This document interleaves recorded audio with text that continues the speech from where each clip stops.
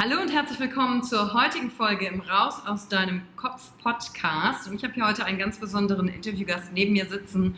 Und das heißt, die folgende Folge wird auf Englisch stattfinden, denn ich sitze gerade in Malaysia bei meiner Freundin Aemy Wong. Hallo zusammen!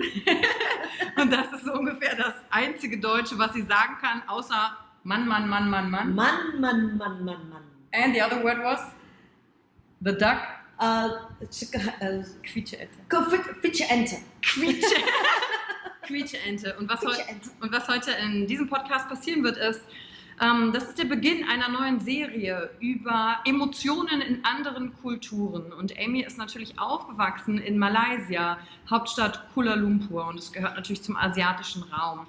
Und hier treffen verschiedene Kulturen aufeinander, verschiedene Religionen. Und ich werde Aemy heute auf Englisch befragen, okay, wie geht man in deiner Kultur mit Emotionen um? Ist dafür überhaupt Platz oder nicht? Und dann werde ich natürlich sie fragen, wie sie persönlich mit Emotionen für sich umgeht. Denn Aemy ist ein großer Leader. Sie war unter anderem im malaysischen Book of Records. Und gestern durfte ich sie begleiten zu einer Art TED-Talk, wo sie 18 Minuten auf Mandarin über das Thema Dignity, Würde gesprochen hat. Welcome, Aemy! Woo! And thank you to the celebrity from all the way from Germany. Yes, so Aemy, I just told the audience that I want to do this series and ask you about, okay, what do you learn or how do you learn in your culture to deal with emotions? So what could you say for Malaysia in general as an Asian country? Do emotions have a place here, or how do you deal with? What do you learn when you are young? Well, when it comes to emotion, here how the Asia actually tackles emotion is they are very sensitive to the not so happy emotion. For example, sad, dissatisfaction, anger. It's more like a taboo facing them, and the Asians are more willing to express the good ones. So you can say, okay, they are expressing emotions, but they mostly focus on the so-called positive ones. The so-called positive ones. Okay. And not knowing that actually emotions include anger, sad, but the Asians are very so-called still conservative, but are getting better. Just since like 20 years, 10 years ago, I think. Okay. It's getting better. So what do you mean with it's getting better? As in like more willing to express, for example, happy, not happy. Okay. You know, like probably during my parents' era or my grandparents' era, they are probably not so willing to express even their happiness, their joy, their satisfaction, or maybe husband and wife telling a wife, I love you, even expressing love. Was not? It's not so common culture in Asia. You know, I know in Western culture, saying I love you to your husband, your wife, your girlfriend, your boyfriend, or even to your friend, it's very common there. But here in Asia, it's less common. Okay, could you say why there is like it's getting better? Why there's a change? Is it because people and also through the internet are connected more globally, and that's why they adopt? Yes, because of the pop culture being influenced by through social media, through TV shows. You know, like TV shows. I remember when I was young and watched movies, shows, and I see them, you know, telling each other, I love you before they hang up the phone. So, like to us, it's something new. We don't do that when we were young. Yeah. So it's kind of good that the culture now is being transparent globally because of globalization. We kind of influenced by the Western culture. So you adapt. For me, yes. And how is it within families? How did you realize emotions in your family? Because yesterday when you had your talk, because you had to know Amy's mom passed away when she was very, very young. And yesterday's talk, you shared that your parents were fighting a lot of times at home. So is home like a place where people get access to also the not so good negative emotions, but outside the door, like in public, you're like neutral? Or how did you explore that? Yes, at home it's more prone to, like you say, exposing to not so positive energy. For example, a person would express the positive side of him or her, and then the dissatisfaction would be expressed more at home. Like I witness a lot at my home or my relatives or among my friends. So and from young I'm exposed to not so positive energy, like parents quarreling and seeing my mom's a lot of negative emotions like crying, blaming, because dad was always having an affair. So and from young I would see my mom expressing herself, but she expressed to herself, not to the person that she thinks that, or rather should I say that she's expressing to herself and not the person that she thinks that can help her to stop that situation. So you mean, for example, she cried at home or being not happy at home, and not having to express to her husband that, hey, you should not do this to us. This has caused us sadness and anger. So I think Asians are more like suppressed their emotion to themselves, and I feel that this is not really a good way, because eruption will sooner or later happen. So when you were watching your mother expressing the emotion just for herself, so what kind of behavior did you take on for yourself? Because we both went through the same program called Mastery of Self-Expression just some years ago, where we definitely learned how to express emotions. But what I'm interested in is, what did you take on as a behavior in terms of your own emotions? Well, from young, when, growing up, I thought that you don't express negative emotion to others. This is what I was being brought up to, But after attending to that program, not only that we express the emotion, but express the feelings. How is it that you don't like the person treating you this way? I think that it's more powerful that way. For example, I'll give a very good example. Yes. Husband and wife in Asia, it's very common that a husband wakes up in the morning and finds out that the wife is not in a good mood, and the husband would ask, "Hey, honey, what happened? You seem not happy. Is there anything I can do?" The wife would normally answer, "Nothing." But the husband can feel that the wife is totally or obviously not happy, and the sad energy is there. But the wife just, she would express the emotion through the action or behavior. For example, I just banged the door, or my footstep is heavier, to show the anger. But the wife would never express what is it that I don't like my husband doing to me. Okay. So the wife would just showing dissatisfaction by action, by the not so happy face. Instead of sitting down with the husband and say, "You know why I'm not happy, dear? It's because when you came back last night, you didn't come and hug me." And so the man has to guess what's wrong and address it, or how does he then react on it? I mean, actually, I would say for Germans, some of us behave the same way. Not really, because we don't really learn to express emotion as well. Because I don't think that's such a cultural difference, saying. But I would be interested, how should the husband then react, or how do they do it then? The husband? Yeah. Like go to the wife and say, "Oh, honey, what's wrong with you?" I think that would depend on the character. that would depend on the individual man character. Mm-hmm. But what I'm trying to say is, I would encourage more Asians to express, if you're not happy with somebody, the way that somebody's treating you, just express rather than you rebel in some other form. For example, at work, I have, the signs that I'm telling you just now, it's not just only happen on women. Some men, because I work with men also, he's not happy with, for example, the way I work. He would express in his behavior or action rather than telling me, Amy, can we talk?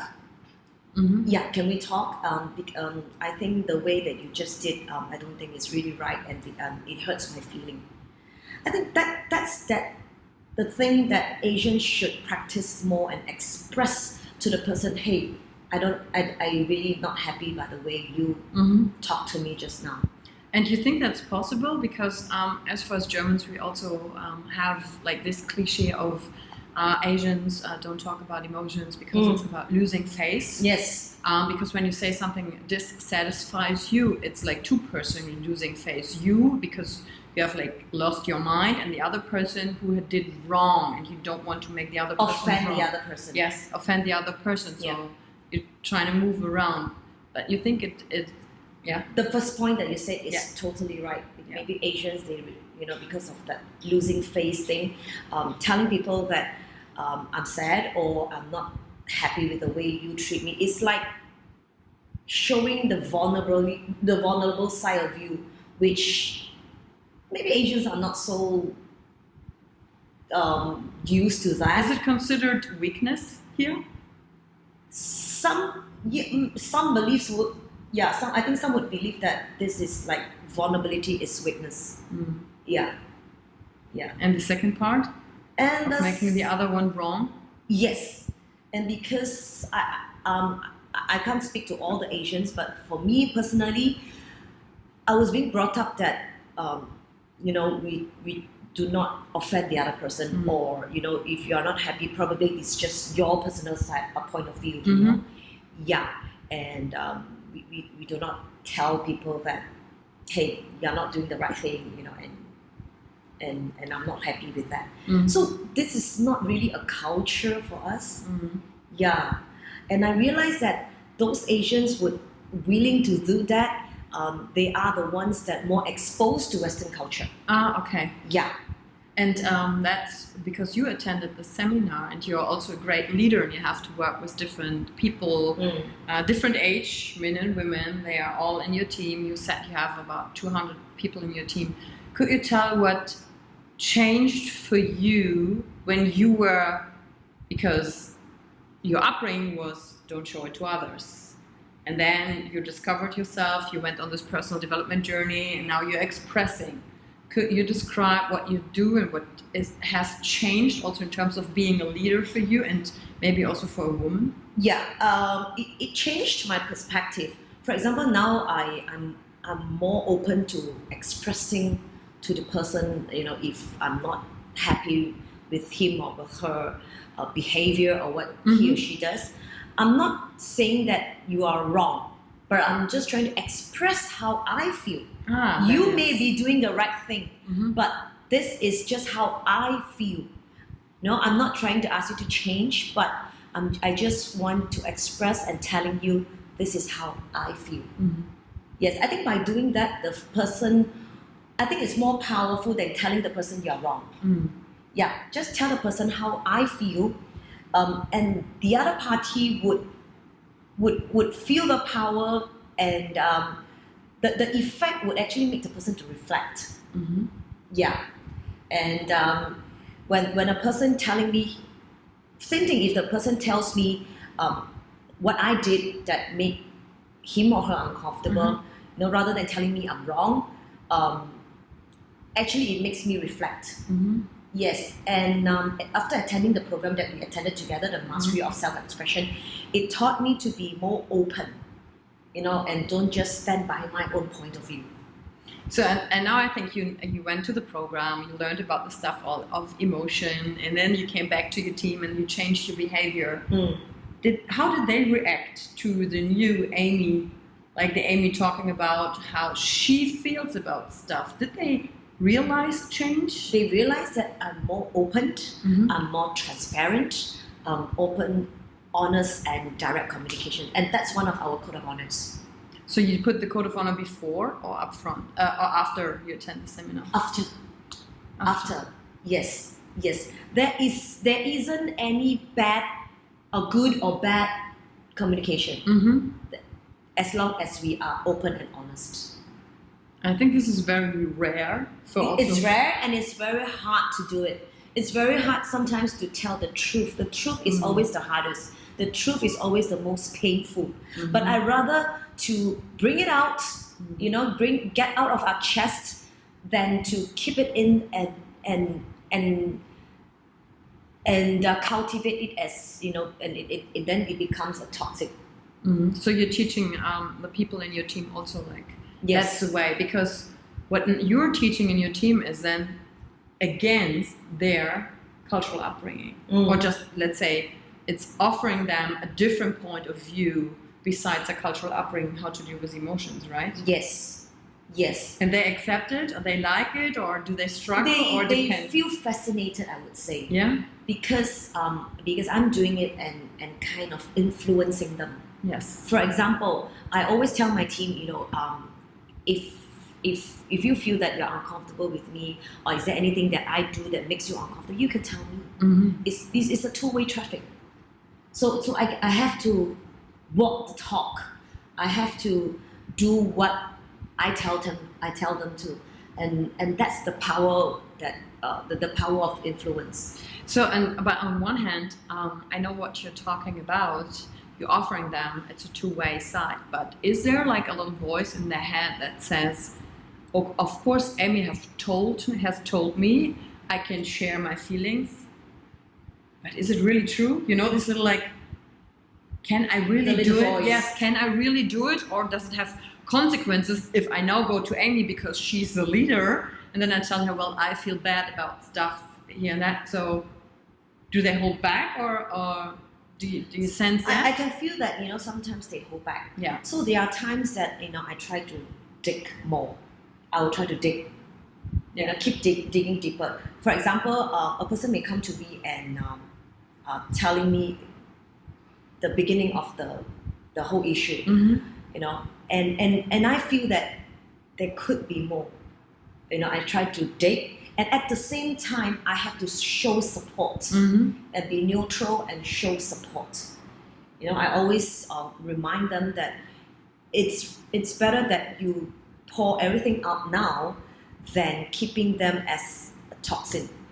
It would even be bad. It would just make things worse. Settle the issue once and for all. Whenever there's a discomfort here, whenever there's a knot here, just let it out. There's no good or bad emotion. We just let it out and just pour out our emotions, and that's when we feel more powerful.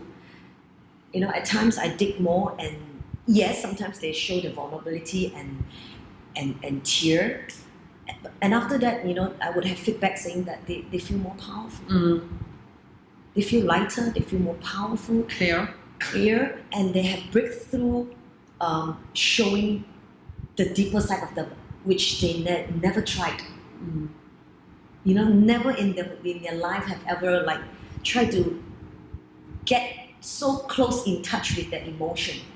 Yeah, because I think it's really new for them. And it's like a taboo. Oh, we don't get close to our emotion, Yes. So I'm just helping them to get close to their emotion, which they don't normally do, or they have not tried it for many years. Yeah, and because you're working on a different way for the cultural upbringing. So there is a resistance, of course. Yeah. And I think when you came home and you changed, we're talking about emotions, your family suddenly realized, Aemy changes. And I think when your team members go home as well, and suddenly they start talking about how they feel, it's like a cultural, what's happening, like disruption. And then that's when the ripple effect will happen. Like one of our mentors taught us the ripple effect. Yes. So when I start to make this transformation in the office, and when they go back, respectively, they go back to respective home, and that same good energy, cycles, and it will create a very good ripple effect. So you think this good energy could replace one day this old traditional culture of losing face, holding emotions back because it's way stronger for the people and they feel healthier? Definitely.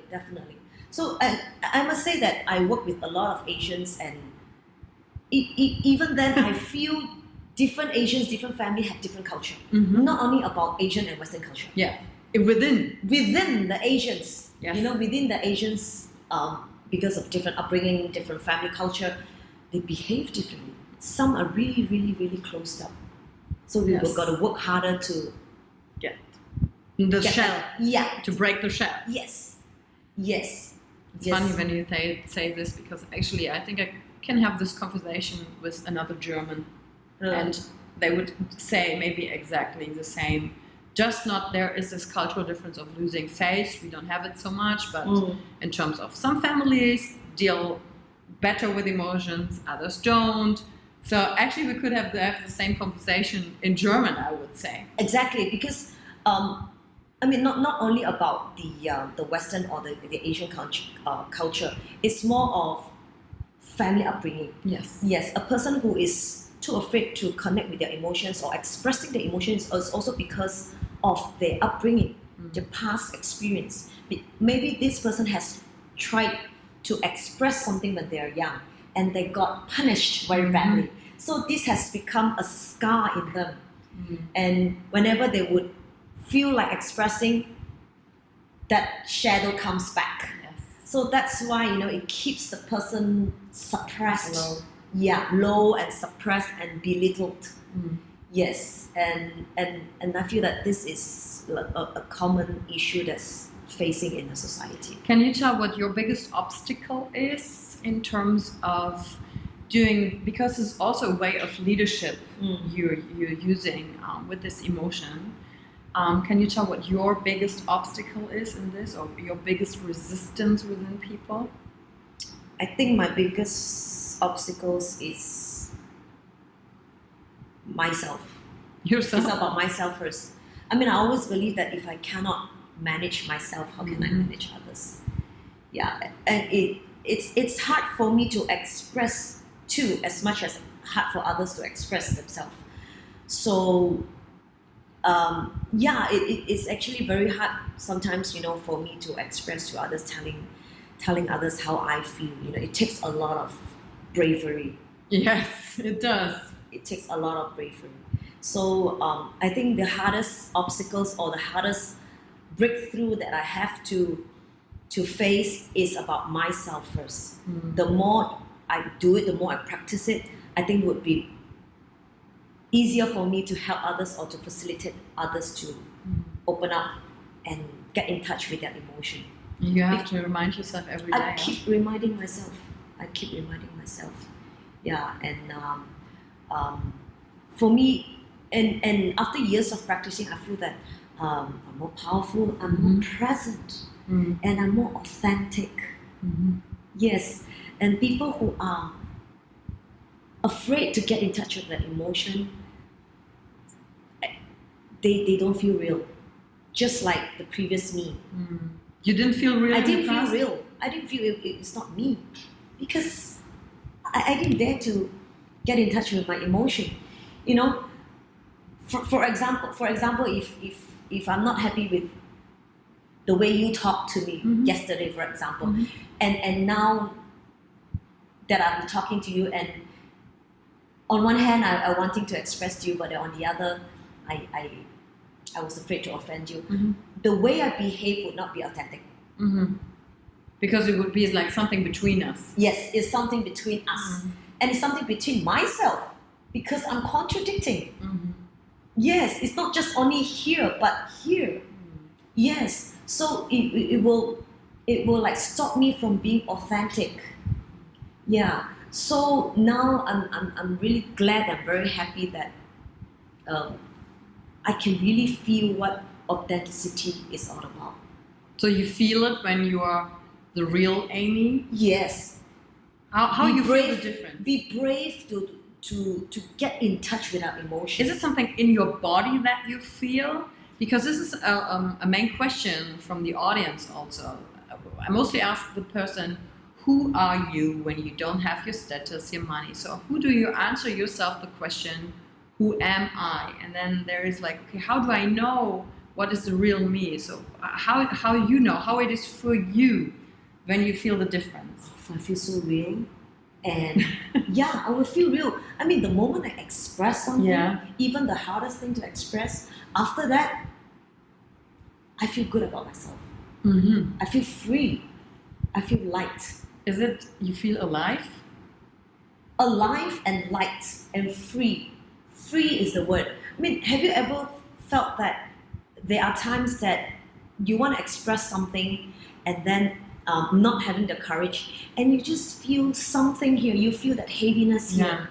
Yeah, you feel that heaviness here, and I really don't really like that feeling, you know. And now that I just feel very free and light and alive. And alive. Yes. Nice. And you also brought your family to the program, right? Your brother and your new mom. My stepmom. Yes, your stepmom. So you could convince them to go because they saw the change in you? Yes, they saw my transformation. So when you came home and we were talking about emotions, were they suspicious? Like, okay, where's our old Aemy that achieved so much and is like... I think they're glad to say goodbye to the old Aemy. Yes. Yes. Yes, and welcome the new Aemy.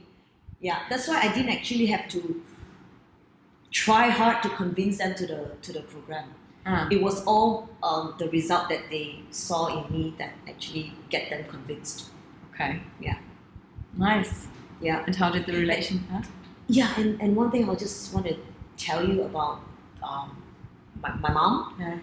I see tremendous transformation in my mom. Hmm? Yes, she's now so much open up. So how old is your mom? 57. 57. Okay. So what could you see?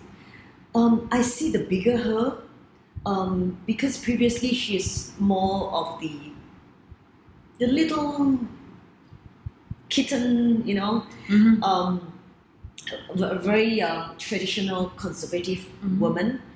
Yeah, she was not really vocal. She wasn't that expressive, but now she is more vocal. She expresses better, be it the positive or the negative ones. So, like for me, I really don't really mind whether the things that she expresses, whether it's positive or negative or not. The issue is you have to express. Yeah, and that actually improves our relationship. Wow. Yes, because we both feel that we're so much closer. We don't have the walls between us. Because every time we expressed, every time we express, we bring down one wall.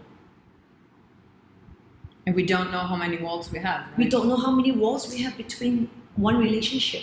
So the more we express, the more we bring down the walls. And it feels so awesome to enjoy the relationship. Yes. Yeah. And actually, you should have seen. I'm now talking to the audience.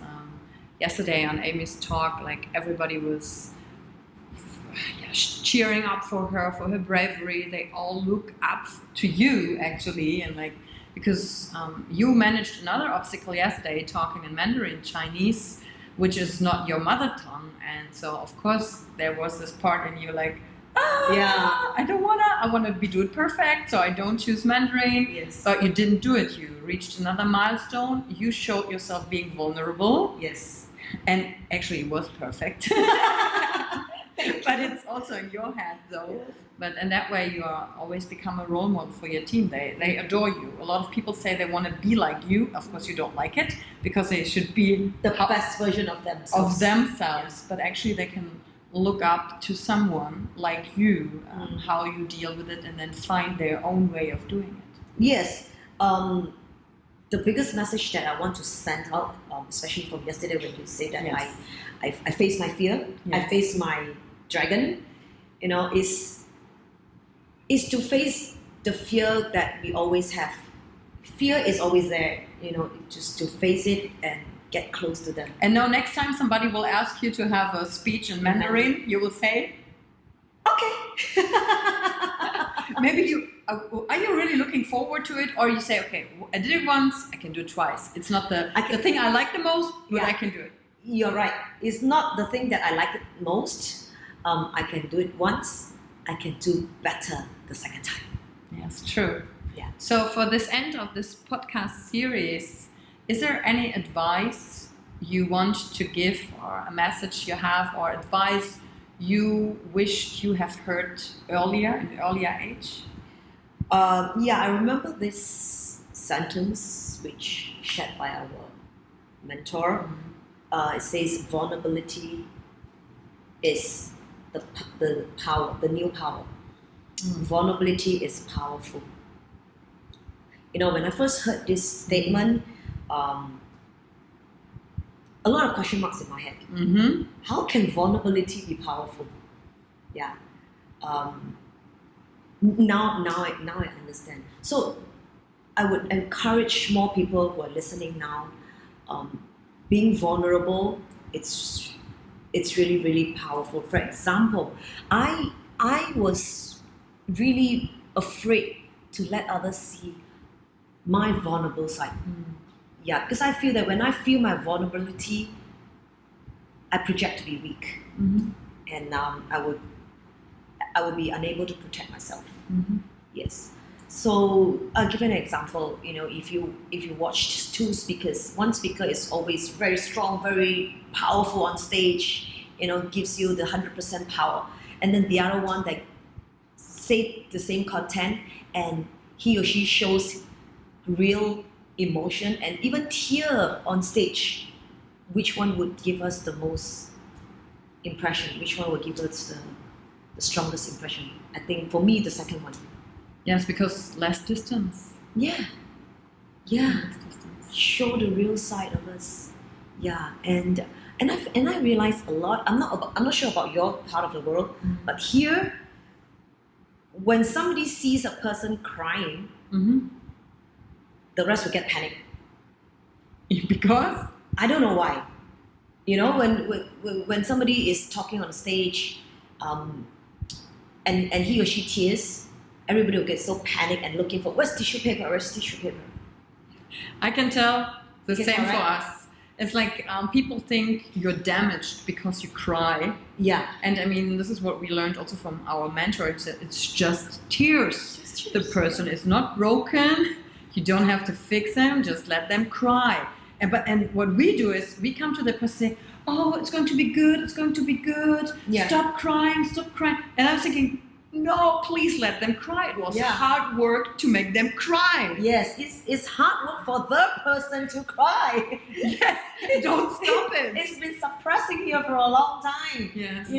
So when the people see the person on stage crying or anyone crying, the rest would feel uncomfortable or embarrassed. Oh, why is she crying? Like the whole ambience, it's turned upside down. But after attending the program that we attended together, I think, I personally feel that tearing is so beautiful. When I see somebody tear, I feel that the person is so beautiful. Nice. Laughing is an emotion, so is crying, and that crying is so real. Everybody can laugh with you, but how many friends can you find that would cry with you? Yeah. That's a good question. And a good question to end today's series. How many friends can laugh with you, but how many friends can cry with you and stay with you when you're in tears? That's a good question to end. And still feel that you're still beautiful when you cry. Yes. Yeah. Very beautiful. So thank you, Aemy, for the insights and a little bit Malaysian culture, but of course it's more insights in your personal story, as you cannot tell for every Asian. Yeah. But actually I found we have a lot of similarities. Just from the outside we look different, but values and in terms of emotions, that's why you're laughing. From outside we look different. Yes, You think? No, I think we look like sisters, like twins, don't we? We are like sisters with different color, hair color, different eye color, different skin color. That's it. Yes. But And other than that, you were saying, the values are the same. Yeah, the values are the same, and that's what we found, because Aemy and I know each other now for 4 years.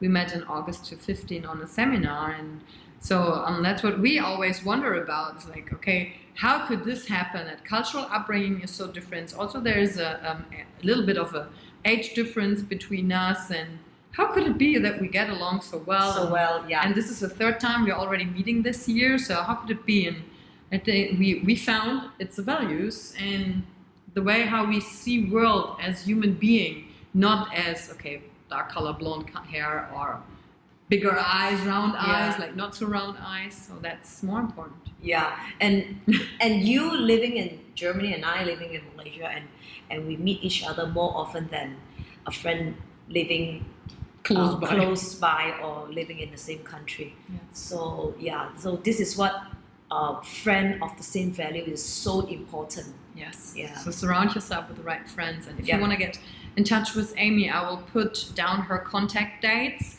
So for Malaysian, Facebook is very, very common. So follow her on Facebook or check out her Instagram. But on Facebook, she will be way more active, as she told me. So you can find her on this. And the rest I will do in German to end the series. Sure. Vielen Dank heute für deine Zeit, die du dir genommen hast, reinzuhören. Und auch diese große Herausforderung angenommen hast, eine englische Folge dir anzuhören, weil das ist natürlich leichter, mit Menschen aus dem Ausland Kontakt zu halten, wenn du Englisch sprechen kannst. Nichtsdestotrotz werde ich aus der heutigen Folge ein paar Main Learnings machen, die Aemy mit mir geteilt hat, dann auf Deutsch, für diejenigen, die sich das nochmal anhören wollen, vielleicht nicht alles bekommen haben. Und ich danke euch. Gesundheit. Bless me. Und ich danke euch für eure Zeit und bewertet doch die Folge oder teilt die mit jemandem, wo ihr sagt, Mensch, da musst du unbedingt reingehört haben. Talking to Aemy was inspiring. Das hat mich sehr inspiriert. Danke und bis zur nächsten Folge. Tschüss. Auf Wiedersehen. Wow. Auf Wiedersehen. Wow. How you know that? I learned from Heidi Klum. I learned from Heidi Klum.